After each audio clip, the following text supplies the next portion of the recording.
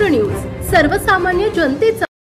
आता बातमी आहे नांदेड जिल्ह्यातील किनवट येथून। तालुक्यातील चिखली खुर्द येथील शेतकऱ्यांनी वरिष्ठांचे पाय धरून शेताला जाण्यासाठी पांढरा रस्ता करून मागितला, परंतु तो रस्ता महामार्गाला जोडल्यामुळे महामार्गाची उंची जास्त असल्यामुळे बैलगाडी नेणं कठीण होत आहे।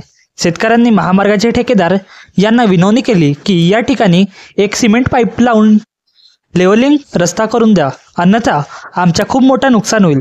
आम्ही शेतातले माल किंवा शेतात पेरण्यासाठी नेणारे खत हे कसावर न्यावे, या मागणीसाठी त्यांनी येथील सरपंच राजू वाडके व उपसरपंच गजानन पवार यांच्याशी विनंती करून सदरील ठेकेदार यांच्याशी चर्चा करण्यासाठी बोलावले।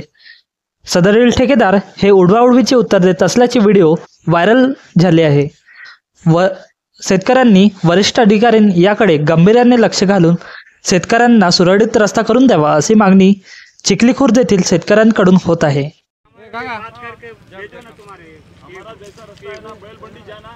हमारा